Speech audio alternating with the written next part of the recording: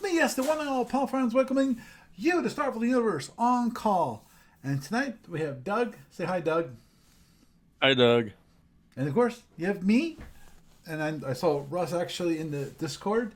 I'm not going to ask him to say hello. He's probably just want to sit around and just listen, which is fine. For this evening, actually, what we're going to do is actually... Oops, don't mind me. Okay. I'm waiting for Twitch to actually show up. Because I am recording. I'm pretty sure I'm streaming. Let me actually, given that I'm not seeing it show up on my, let me just do a quick check here. Yep, it is. It is streaming. So I'm not sure why I'm not seeing it. I'm gonna do that. And don't mind me, folks. Just I'm vamping here. There it goes. Okay.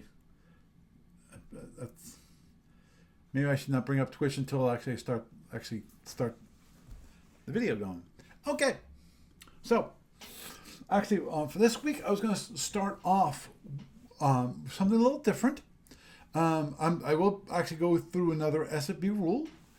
That's going to be E20.1, which is about phasers. This is the standard alpha phasers. I'm not going to go through the omegas. Don't get me started on the omegas and how the rules are integrated with the master rulebook. It looks just feel like tacked on, and anyone who's been on this podcast long enough, listened to me long enough, will know that my opinion on when it comes to how the omega rulebook, omega rules were integrated into the master rulebook is kind of clunky, and I think most people would agree. With the way it was done, it was like, I understand the way you don't want to, what you want to do, but Okay, so what we're going to do, actually, we're going to start with Star Fleet Warlord. There is a rule which actually came up to my attention. That should be, boop. And that is the Fortify site, not rule, it's an order. For those of you who play Starfleet Warlord, you know about this order very well. If you don't, you didn't play it for very long, did you?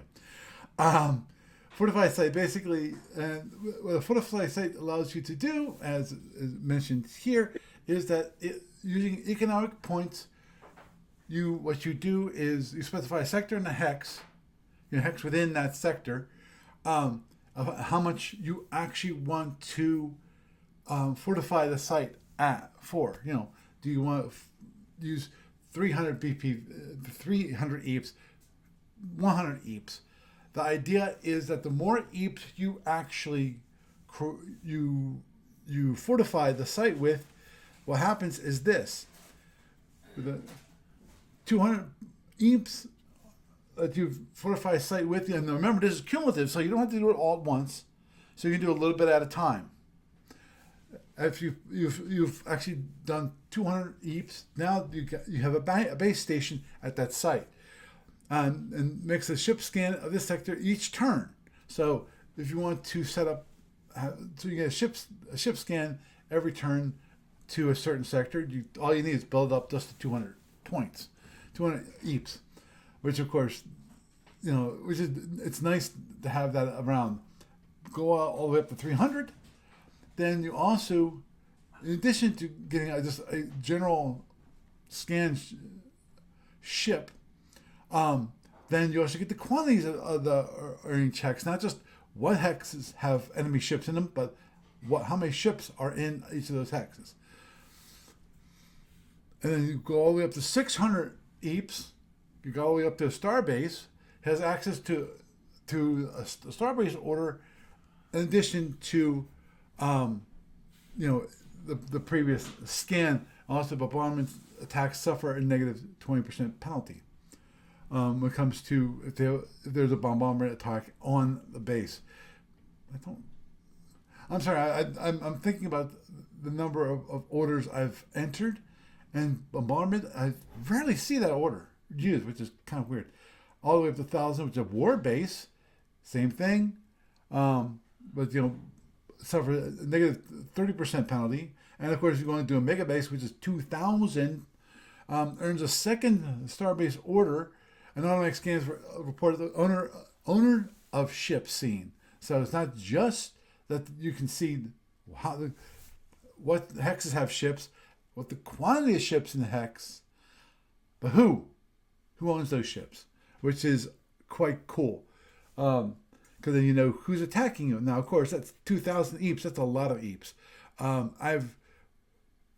Other than the home office, I rarely see anything greater than like 1,000 points, because you can do a lot of things with 1,000 EEPs. Now, one thing that can be kind of confusing that I'm going to bring up here. If you notice here, it says number of fighters and number of PFs. Also, you put a name. The name, I think, is kind of obvious. You can, if you want to, you can actually name the site. During the fortification, you can actually name the site. That's pretty simple.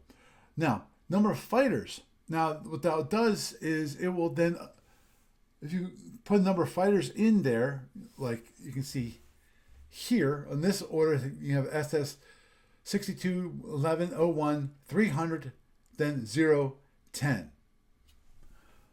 Now, that means that you put 0 fighters, but you put 10 PFs. Now, a reminder about this is that these fighters and the PFs that if you want to assign to this site must already been purchased.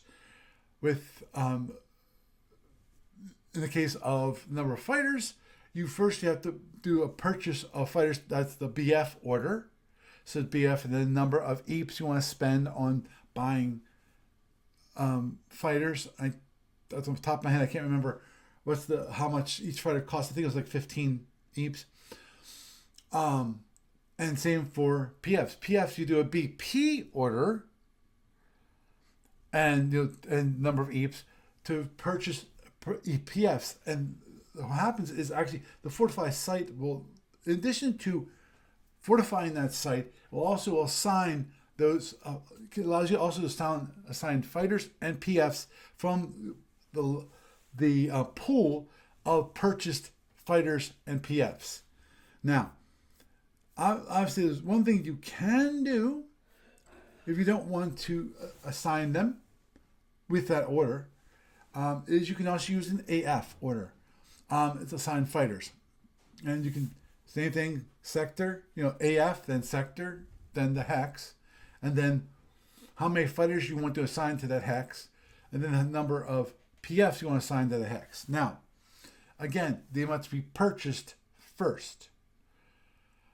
The benefit of the Fortify site order is that instead of having to fortify the site and then later on use the assigned fighters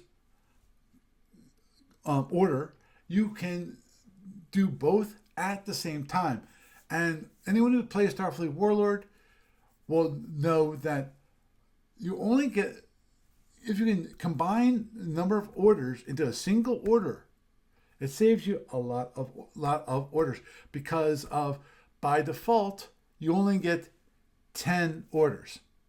To 10 miscellaneous orders that you get to do things with, which is purchase your ships, assign your fighters, fortify sites, and for those who are watching on the video, you can see, of course, assign a legendary officer to a site, the AL command, the AL order, which, allows you to assign the legendary officers that you have as part of your pool of legendary officers, to that site. And of course, that costs you,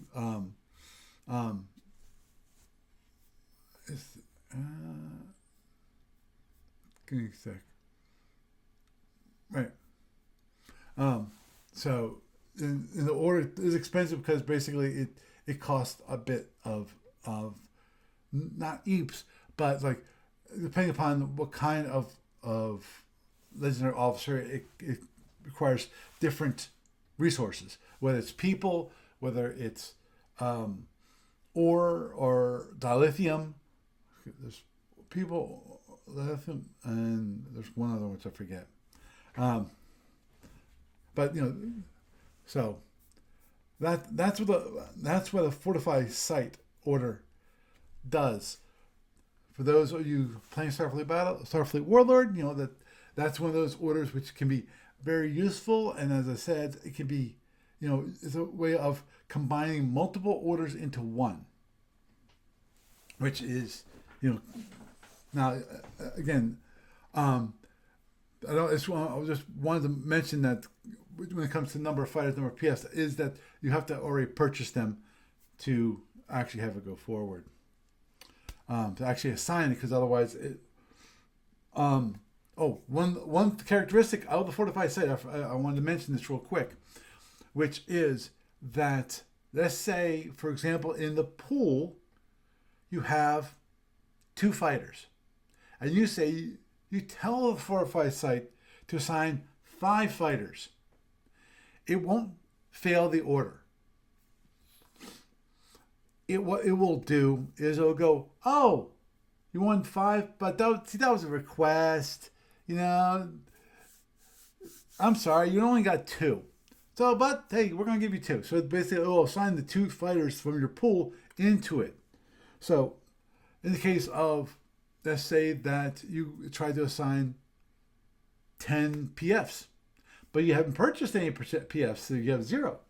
It's going to tell you that it assigned 0 PFs because of you have no PFs. So it doesn't fail the order. Again, it does not fail the order because of you don't have enough PFs. It just tells you that, hey, we assigned 0 PFs because that's how many you had.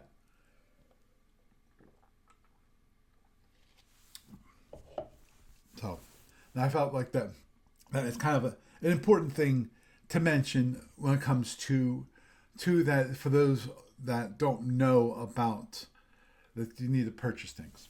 So, onward and forward, we're going to go on to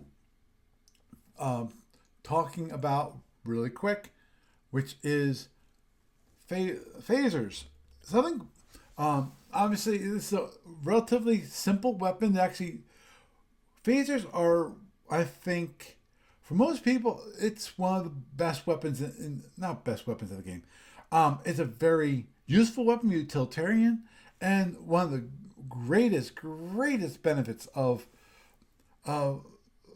phasers is that they have a capacitor. Why is that so great?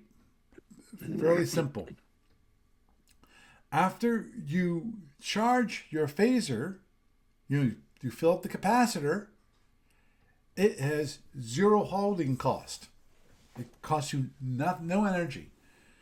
And when you, depending upon what weapon status you start at, if you start at weapon status 0, unfortunately, weapon status 0, one thing you got to do, the first thing you have to do is kind of warm up the capacitors before you can do anything for one turn. If your weapon status 0. Now, most scenarios start with weapon status 3.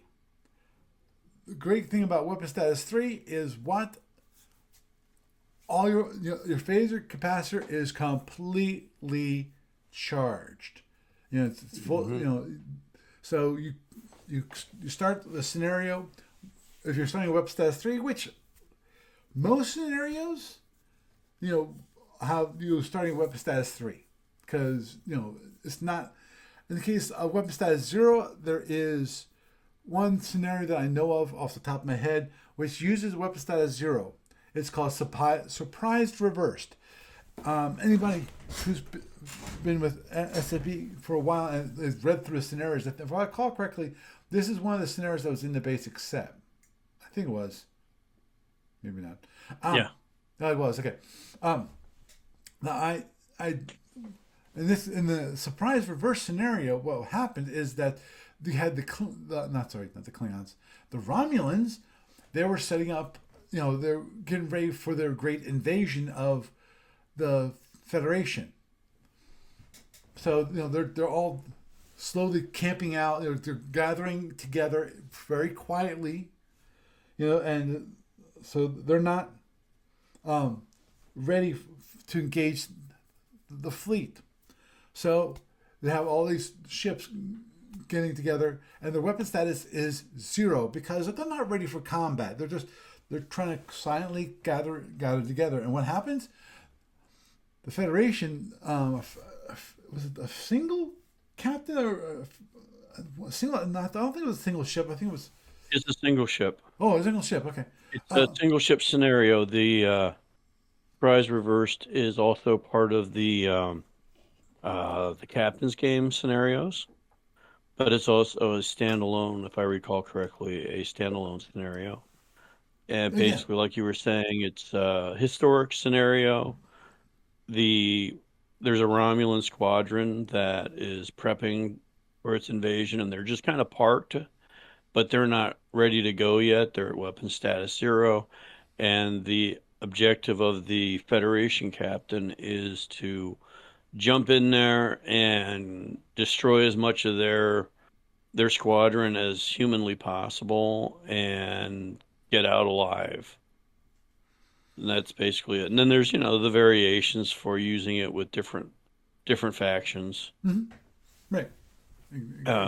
Phasers in that scenario, yeah, you're kind of hosed as the Romulan player just overall, because you're caught literally with your pants down about as far as they can go, and you're just completely you're getting you're set up for a romple stomping, basically, is what it comes down to. But you massively outnumber the Federation player.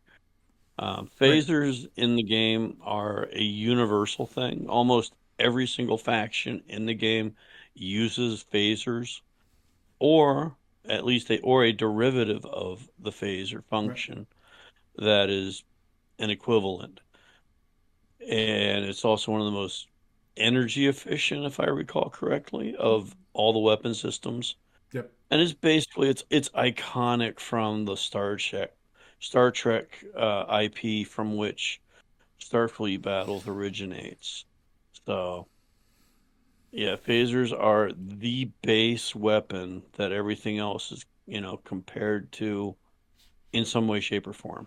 Mm-hmm. And it's all, and like I said, it's literally cross faction. So, Exactly. and nice direct fire weapon. It is limited in range. Um, it can be affected by electronic warfare. It's very, very much one of the first things you're going to learn to use in the game as a weapon system goes, because whether you're playing Kazini, Klingon, Romulan, or Federation, you're going to have phasers on your ship. So Yep. there's that. The capacitor system is basically a nice battery. So if you start off at weapon status 2 or 3, uh, your capacitors are fully charged, and you have a notation in your EA that says how much capacitor is filled. If you fire them off, you can recharge it the next turn, or not, and you can use them with any reserve power. It doesn't matter if it's reserve warp or just APR, Yeah. or if it's Because any energy, any type of energy. or any, yeah, it's any energy, or just regular already stored batteries. Mm-hmm. So about the only thing you can't do with them is your dishes, although I'm sure you could if you really wanted to. That's one way to Just clean wouldn't. those dishes. Yeah, you wouldn't have any dishes left, but there you Yeah. Hey, go. hey, no one said anything about them actually surviving the use of them. But They're cleaned. yeah. Oh, they're very There's clean. nothing left in the sink, and the sink's half Exactly. gone too.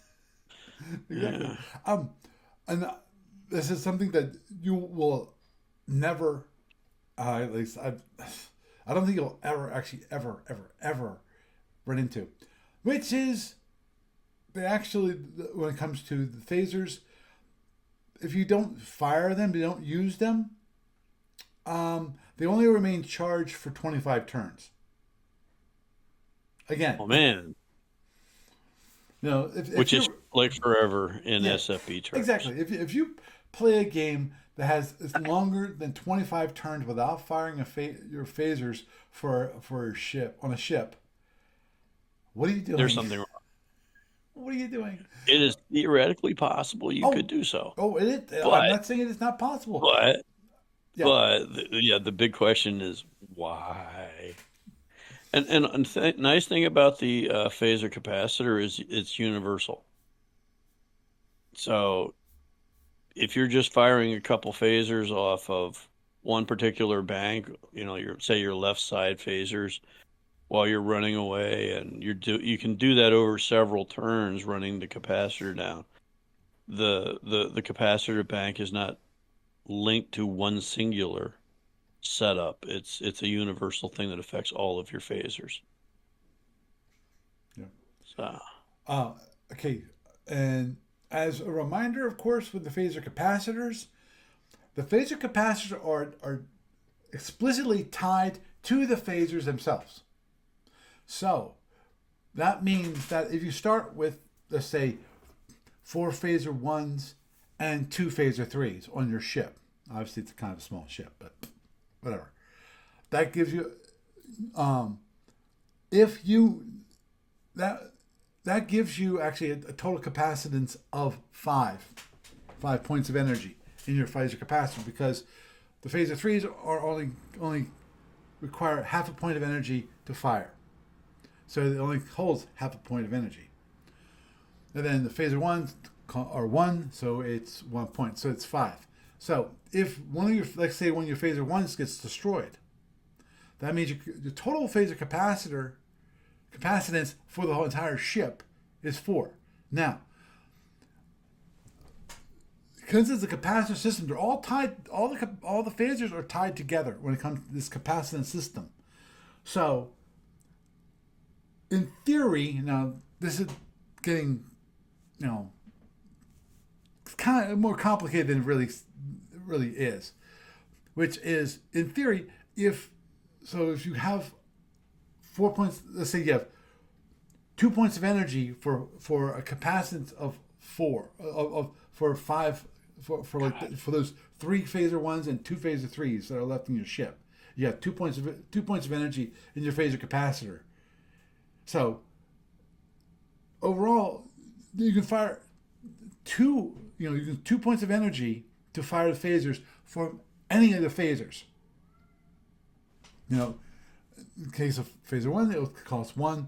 Phaser 3 only half a point. Now, when I'm talking about getting complicated, is that basically, so the energy might actually be physically present in the phaser 3, and the two phaser 3s. There's 1 point of energy between the two, but you fire phaser 1, and it can use the energy from those phaser 3s. Basically, that's stored in the phaser 3s. And I said, I'm overcomplicating it in that case. That's the way. yes, you are. That's the way it is, but you never think about that because it's a whole capacitive system. There's actually another system when it comes to phaser called phaser banks, but it's different. I'm not going to go over that right now. That's something I think in is it the Omegas, or is that not triangle, the LMC, I forget which, the phaser capacity. No clue right Phaser this banks second. I'm pretty sure they're the LMC. Basically, the best way to think of the capacitor thing is it's one big battery that equals the number of phaser points you have available. Right. So if you got 6 on a Fed CA, the good old Constitution class, you got 6 phaser 1s, and that's it to start with on the basic ship. None of this extra phaser 3 stuff, none of that fancy 360 stuff. But those 6 points, if you lose a phaser, it goes kapoof, then your capacitor is reduced to 5. Right. if you fired that point off before the phaser is lost, if you guess correctly that you're getting hit and you fire a couple phasers, the points in your capacitor goes down to 4. You lose a phaser, you still have a max capacity of 5, even though you have 4 points in it. And then the next turn, if you don't charge your phasers, you still have the power in it that you haven't used yet, and that could be used for phasers that you fired on a previous turn because it's still attached to that bank. They all draw out of it like a battery, which is, what a capacitor is. So, Yep. um, And of course, that is the simplest way of looking at it. and just a reminder that okay, if you have let's say six phaser ones, so total of 6 capacitance. Once destroyed, and you go down to 5. Now you're going to have 5 points of energy. Now in your capacitors. So if one of the phaser ones gets repaired during the scenario, there's no energy in that one. So you start with 5, but you have 6 phasers again. So Right. you obviously can restore you have to recharge it. So You can restore the capacity of the right, capacitor. It does not put power into it. You right, have to put the power into it yourself. exactly. But when you do fix phasers, yes, it fixes the core. It rebuilds the corresponding part of the battery as well. So there you go. Right. Obviously, this really quick, which is, of course, we have multiple kinds of phasers. We got the phaser 1, which is considered one of the more powerful ones. That's it can be mounted on a ship. Is a phaser 1. Got the phaser 2s. It's called an offensive defensive phaser. You'll see these in Klingon ships. Of course, the Andromedans have it in theirs, which is basically as pointed out in the description. The phaser 2s on the Andromeda ship are just kind of simulated phaser 2s because they're not really phaser 2s. They're They're an equivalent. They're equivalent is what they are. Both phaser 1s and phaser 2s both require 1 point of energy to fire, and it's full capacity. So therefore their capacitor is also 1. Got the type 3s, which are point defense phasers. They are very short range. Maximum range is range 15, and even then, you usually don't want to use phaser 3s outside of range 4. Outside range 3, sorry. Because 4 to 8 is, it's like 1, 1. And then from 9 to 15, it's like 1. And there are tactical exceptions to everything. Yes, agreed. And then, of course, there's the Type 4. Type 4 is a heavy phaser. It's what gets mounted on bases. And it requires 2 points of energy to fire. Yep, that's your big space laser cannon. Yep. And then there's what's called a Type G. It's a Gatling phaser. Basically, the Hydrants have it. The Federation have it to a limited amount. It's actually it's considered one of the most efficient weapons in the game because you fire a phaser 3, but it only calls a quarter point of energy for 1 pulse of the Gatling phaser. And for 1 point of energy, because it's a Gatling phaser, you can fire 4 times in the same turn. It's when there's few weapons that can fire multiple times at a turn. And at the same time. And if let's say you're within range 2, you can possibly get 16 points of damage through 1 point of energy. Yeah. Which is very efficient, very efficient. Now, a reminder of one of the things that you can do is, if like a phaser 1, you can fire that as a phaser 3. So that it acts, as it fires, as a phaser 3. So that means it's reduced range and all that kind of thing. But also reduced power requirement. So instead of instead of using 1 point of power, it uses only half a point of power. You do this quite often when you are firing like at a drone, and the idea is that you want to save power. So instead of instead of firing a phaser one, and you fire phaser three. Now, the one minor issue with that sometimes is that if it requires 4 points of damage to destroy that drone, a phaser one is guaranteed at range one. Phaser three, not so Not much. so much. It's close. You got a 2/3 chance of destroying a type one, which takes 4 points to 4 points of damage to kill at range one. But if you do it for a single phaser three, you save yourself half a point of energy. That point of energy can mean a lot, especially going long term in the game. That means that's 1/2 point of energy you don't have to divert to something else to recharge. That you can divert to something else instead of recharging your phaser. So that's always.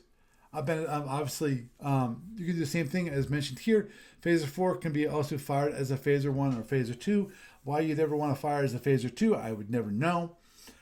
Basically, the rule is that any phaser can be fired as a lesser phaser type, Right.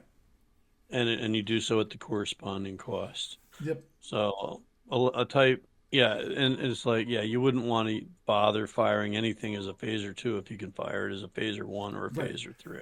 Except, and it's mentioned in the rule here, is that you can fire phaser 1 as a phaser 2, but the only reason to do so would be as a means of deception.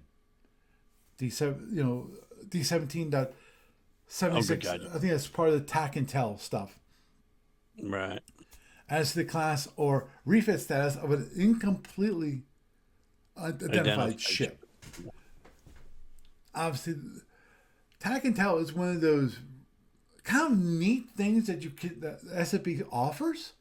It's also one of those. If you don't, the only time you'd ever want to use tack and tell, in my mind, is if you have a large fleet, and you got basically a person on each side of the fleet, which you can say, okay, your job, this is your only job, is tack and tell. You're the one who's going to have to measure all of the things that need to be measured when it comes to tactical tack and tell. What kind of ships are there? How close have you gotten? It's one of What is the amount of time you spent at the tack and tell range? It's a lot of work for something that can be offer minimal something game. that's quite interesting, to the game. But it's one of those rules that almost nobody uses. Yeah, the problem is you have to have somebody dedicated to that role Right. if you have a big fleet fight of some kind like that. And it's one of those things that it's what I would call one of those hardcore rules that you're going to have if you want to have a very high degree of we want all the rules moments Right. kind Right. of thing. It's kind of like for most play you can just kind of pitch it. Right. But if you want to have it for a specific reason, I would say, yeah, there are reasons to have it and use it, but they're very limited, I think, because it's one of those things that can, for some people, it can add a massively fascinating level flavor to the game, and for other people, it is like, no, thank you, no, thank you at all. It kind of like when a friend tried to introduce me to their home brewed like custom Napoleonics command rules once. And it's like, if you want to have it so that you are absolutely doing it the exact way that, yes, the command structure would have worked in that time frame, yes, that works just fine. On the other hand, it completely puts me to sleep and does absolutely nothing for enjoying the game. Right. So, Exactly. Exactly. it yeah, yeah, exactly, and as is pointed out, most people will never use tack and tail. I've yet to see anyone. Now I've had requests in the past, many years ago. Now it's more like 10, maybe more than 10 years ago, probably even 15. Where it So I really gotta comes stop in. doing this because it's just making me feel old. Um, No, that's what the gray hairs are for. yeah, well, I am You're the big welcome. 6-0. I turned that this year. Um, Congrats on good. joining the club. Yeah, join the senior citizens. I get those senior citizens discounts. We should go to the diner next door now. Order something off the senior citizens menu. Yeah, there you go. There is one specific thing though that Tack and Tell does really come into good play with for a non or a more casual side Mm-hmm. that I could think of, and that has to do with Orion scenarios where a combination of either what does the Orion have, but also when you have Q ships as part of the convoy. Yeah, well, So, yeah, that and, that's and and the other player doesn't know which one is going to be the one that is the Q ship. yeah, that's the one thing that's I think I mentioned before, which is it'd be really good to have it as part of the client if we could actually hide the Q ships. Now, Q ships that is not specifically tack and tell. Um, it, it is, but it isn't. Um, the Q ship rules themselves you can use without using tack and tell. You know, But we digress on the phaser topic. yeah, but we digress on the phaser topic. To, And then we'll end up we're digressing on the tack and tell topic. yeah, exactly, and of course, I think you kind of said it all about phasers for the most part. right. They do have some other interactions. Um, for instance, Tholian webbing, um, and mathematical precision. Mhm. So, like you were saying, if you're trying to kill drones and you know how many points it takes to kill the drone, you know how many phasers you have to use to kill it with certainty. Um, two phaser threes will usually do it for most drones. For most of your Type 4s that don't have armor or any special modules, a single Type 1 will do it. And you can choose to gamble on firing as a lesser type to save energy, but you run the risk of not killing the drone. Right. Um, but Tholian web internet interaction is another one. Monsters, some monsters are affected by them, some are not. Some have a thing where, it can only be killed by weapon system X, random weapon system. And Right. Oh, yeah, then yeah, of course, there's the plasmas that and plasmas, yes, cutting down plasma energy on a 2-for-1 basis of damage to reduction of the warhead strength. So, yeah, there are system interactions with some other systems. Uh, but although for the most part, you're going to be using them to try to destroy your enemy. yep. So, And just a reminder, outside of X ships, phasers ooh, cannot there be is something overloaded. else, There's no right? overloaded function on the And phasers. there is actually a special line of sight restriction on phasers for when you're taking damage. Yes, yes. So, for instance, if you have phasers that are LFL and you're getting hit through your RF, you're not gonna get that damage, that phaser hit, unless you get an any weapon hit. They are literally protected by the line of sight for them, as opposed to like, disruptors, photons, plasmas, that if you get hit from any direction and take that internal, it can kill your heavy weapon. But if you get hit from any direction, the phaser can only be destroyed if it can shoot in that direction, unless you're down to a point where it says any weapon. So Mhm. I think that kind of covers all the big points Yep. on phasers. Yes, it does. Yes, Uh, it does. Mhm.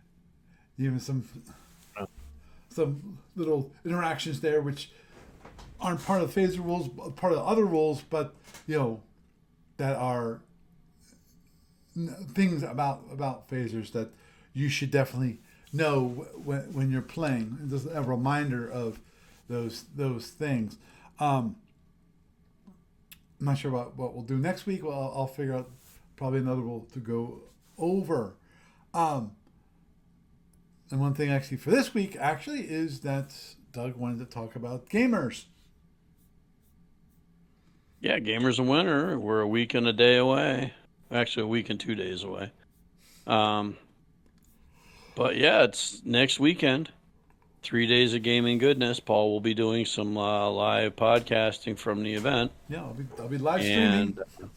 and we had another GM sign up this week that has some things that she and her husband have been preparing. Just some games for playtest. Just added that to the events page today. Yeah, so Online registration is officially closed, but badges will be available at the door. mm-hmm. If you happen to live anywhere from, New Jersey to Baltimore range, we are a short drive on probably a good weekend, it's looking like. Mm-hmm. Um, it's looking like the weekend is going to shape up to be not a snowed in weekend, hopefully. Crossing fingers, knocking wood, all that happy stuff. Um, Good. and that's kind of basically it. I mean, it's like we'll have a whole bunch of games. I mean, and Paul will be there for some Starfleet battles and Starfleet universe Mm-hmm. stuff. Um, The and I different believe you different said you were games that A going to B to, produces.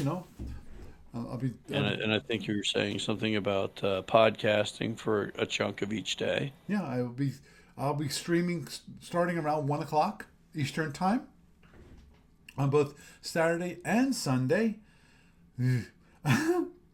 um, yeah. So so for those of you who won't be able to make it in physically, you'll be able to see me do either a game playing against somebody, or I will actually just do a demo of of the two. I have two different ones set up at the moment. I have to remember which one I have written down. I think one's Federation Commander. I forget what the other one was. I think it might have been Starfleet Marines. Um, Yeah, you were saying Starfleet Marines the last time we talked about it, and the um, the card game, well, Starfleet Battle Force. Starfleet Battle Force. Yes, the one that you demoed with Pritz. Mm-hmm. So Yeah, I probably. I do believe that was what you were looking at. No, I don't. I don't. No, I think it was Starfleet Marines and Federation Commander. Um, Okay. because I'm not gonna do a repeat of Starfleet Battle Force if I already did the one with Fritz, Okie dokie. the unnamed person that was in the video. But yeah, hopefully we'll the cameras and so forth will be better this time. That I've learned my lesson from certain things, and I will do my best to use my own data and and so forth. Um, so should be definitely should be interesting. Obviously, if there's from the sounds of it, there's going to be a playtest games, which will be, I think, kind of cool. Because it's always interesting to learn a new game and to being part of basically play testing it and then giving feedback. I think is a great opportunity for players and especially for the people who create the game. The game designers to interact with those. You never know how well received the game will be. You might be able to say back later in your life, say, hey, I was part of the playtest group for that, and I really I either say that there might have been, that you were part of, what made it, or we said, oh, it was, this really needed help. This needs some changes, and you were able to point out things to make it even better than the game that originally was there. I think it's a great opportunity for the gaming community to actually help out the game designers. Which is a great thing, because that's the only way we get great games, is if we have people who are willing to try out a new game system and actually give their feedback, honest feedback, not just say, oh, this is crap. That's not, that might be honest, but it's not helpful. The opinion versus mechanical feedback. Like, I don't like your genre, but on the other hand, the system works smoothly. Right. Right. Or this isn't for me as a thing generally, but here's where you can improve thing X, Y, and Z. Or here's some improvements for thing X, Y, and Z, and I like the concept, and so on. Yeah. Okay, so but yeah, we have a person coming in with some stuff they want play tested. Other than that, the D&D people looks like they're going to be there on Sunday mainly, because they have their thing with basically they're rudderless as far as like the people that own D&D right now, the people that own the IP said that they were going to relaunch what these guys were doing before, which was their original purpose du jour, Right. with the Greyhawk thing and the Living World. And basically everybody just kind of decided that they're going to wait and see what happens. And that killed their attendance last summer. It looks like it's killing their attendance this winter, but they are providing DMs to run stuff on Sunday, even if they're not doing their full normal 2 days of running 3 different sets of games per day. So Yeah, the only question I have about that is, like, how long will they wait? yeah, and well, the flip side of all that is, what happens if the IP owners don't actually do anything Right. and they let that concept rot? So, and how long does it take them to recover from that and go back to doing whatever it is they Right. want to do?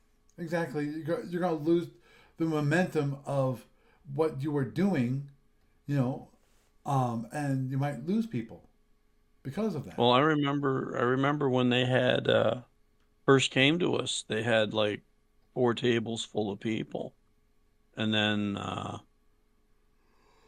the Wizards of the Coast said we're not doing that anymore, or sold it out or something. And the next convention they had 1 table, and and then they made an executive decision to go ahead and press forward, and they rebuilt up to like 3 to 4 tables on a given weekend. And then that lasted for quite a few years, and that's a big part of our backbone as an organization for paying for the space itself. Yeah. It's like I priced the thing so that a moderate number of people can pay for the venue, which is the primary concern. And that really just kind of yanked the rug out from underneath us this past summer. Yep. Financially. Yep. And Yeah. And and it hurts me because, hey, I'm freaking homeless right now, and I can't afford to take huge baths at this forever. I get into an apartment and some point in the next so many months, then maybe I can take a hit here and there, but I like the idea of having the event, Hmm. and I like the We all idea do. of the event paying for itself, Yeah, yeah. which, you know, our entire a ticket for our entire event for all 3 days is going to cost you generally less than it would cost you to go to like one day at any large convention. And most people, when you go to a convention, they're going to be going to like the dealer hall. And if they're not at the dealer hall, they're going to be at a table doing a single thing. So, we're not exactly a dealer centric event. We are a player centric event. And as far as that part goes, I think we've done very well over the years, and for making people happy. I think we've had definitely some satisfaction. We do have a small core group of people that will come out and regularly attend. Yep. So, um, but yeah, other than that, Hmm. I don't know. It's Yeah, like yeah. we'll see. Oh, agreed. I'm concerned about the D&D people that that as pointed out, that the D&D, the IP holders of D&D won't get their get their things together in time, or might just go, we thought Or they about don't it, care we because they're a researched it bunch some of more, and we decide, executives. it's going to be too much effort for too little pay, Well, so ROI is really the sucks, so we're going to just drop it. the problem with D&D, in my opinion, on a corporate basis, is that when it had its height and its biggest heyday, when it was first coming out, because back then the people that ran the game played the game. The people that were the IP holders also, you know, played the game. They were the creators of the game. Mm-hmm. And the the minute that they took uh, control of the company away from Gygax was the day that they kind of died as a company, and it's been a very extremely slow death kind of experience because you know it's one of those. It was a juggernaut in sales and cultural identity, and it will be for a long time still. It's going to be around. It's not. I wouldn't say D&D is dead, but the D&D that I learned to play went away, many ages ago Yeah. and morphed into something today that's totally kind of different in culture and in play style than what I grew up on as for when I actually did learn to play D&D and all that. Mm-hmm. And even that was like a third generation iteration of the game. As originally made, it's more of a tabletop war game kind of thing than a role playing game. And the real role playing aspects of it start to come in years after it was created. So there's a whole fascinating history of this that way beyond the scope of like this podcast. Yeah, yeah. Uh, Agreed. And I'm sure if you want to, you can go on YouTube and look for the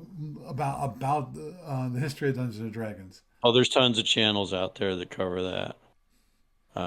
One of my favorites is Daddy Rolled a One. That guy does deep dive hour plus long videos about specific topics and covers the history of D&D. and some other games, but mainly D&D Mm-hmm. is his focus. That's been an interesting channel. I've been following that guy for years. Um, but yeah, I mean, we also have the tabletop crowd too. We have board gamers. We have a few war gamers. We have a few people that like Mm. have some very divergent interests, like miniatures and um, you know, your various niche games. I can't think of the word for it, but there's like a specific word for some of the like the Japanese games Mm-hmm. where it's like, the English translated version of it and the different all these a whole bunch of different styles of games. Yeah, yeah. Oh, yeah. And that is the thing that I do like about this event is that we're not going out there and it's like everybody just wants to play Puerto Rico or everybody just wants to play um Og. like Twilight Imperium or yeah, but we have people who will play like something like that or like something like Brass Birmingham or I can't what was the one that Barry likes? The You mean Galactic Civilization one? Conquest? No, the Oh. Civilization game that he's on right now Oh. that he likes to play on his phone as well as in person. Oh. But it's a civilization building game Yeah. with the track and all that stuff. And it's like with I sit down to it with him and it's like it's not my cup of tea and it'll take us like hours to play out. But like two or three people that really are into that will play a game of that in like 40 minutes. What would normally take like 2 or 3 hours for like Yeah. I think that I remember the one you're talking about. I just can't think of the name of it right this second. Um, The so there's technology levels, and it has the track of different leaders and so forth. yeah, Oh. it's got a whole bunch of different layers to it. Mm-hmm. Let's put it that way. Yep. That yeah.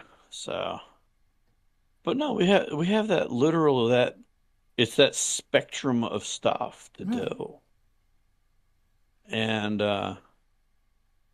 that is the thing that I like the most about the event. So, and then there's also getting to see people that Yep. I don't get to see for like 6 months. That's nice. I like that part. Yep. It's just,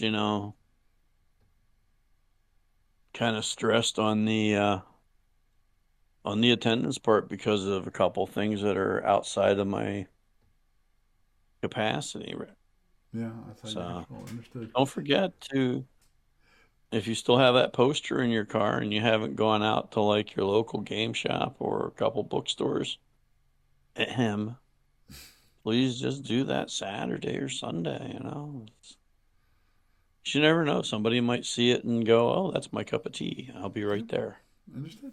And Understood. that's, one more attendee having fun Just, stuff. just a quick note that I jump up on in the Twitch chat. Yes, if you're watching live on Twitch, you actually can chat with me. Oh Um, yeah, yeah, yeah. yeah, you mentioned that Daddy Roll the One can talk for a long time, and also can be a little disjointed though.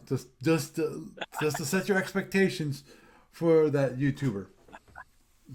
Yeah. Oh, yeah. His he does let his politics creep into the show some, but um he also tries to get away from that. Hmm. And there's some digression in the discussion, definitely. But overall, overall, I give them like a two thumbs up on it as a channel Hmm. for what the topic is, and generally speaking, unless he's rehashing something that he's already talked about 10 times, I'm pretty much going to learn something. Hmm. There's some nice tidbit that's going to come out of that. So, yeah. Yeah. Cool, cool. Well, I think we'll wrap it up there. So obviously, if you're in the area, come to Gamers. Get to say hello to me because I'll be there. We can play um, any of the ADB games except for Federation Empire. Sorry, I don't have I don't have a set for Federation Empire. Um, But if you bring Federation and Empire, yep. we've got the space. Oh yeah, definitely. We have And space. If you can, if you and your buddy can want to come out and play, as or long as both the doors lock, hey, yeah, you can yeah, set it up for the weekend. yep, I mean, we're 9 o'clock Saturday morning till close to midnight, and 9 o'clock Sunday morning till close to midnight. Got it 10 o'clock yep. Monday morning until we decide to quit in the early evening.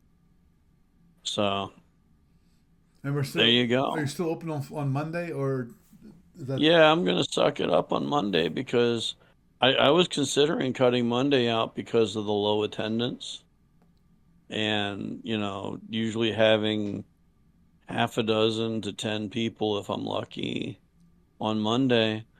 And it's like, and I mentioned it in the online forum, and it's like everybody who commented about it, who took the time to comment, it was like, but I like Monday. That's the quiet day when I'm not running 10 different games and we get to do stuff. And it's like, ah.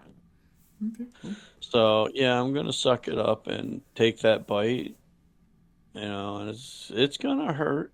And you know what? It's not the worst hurt that I've had in my life.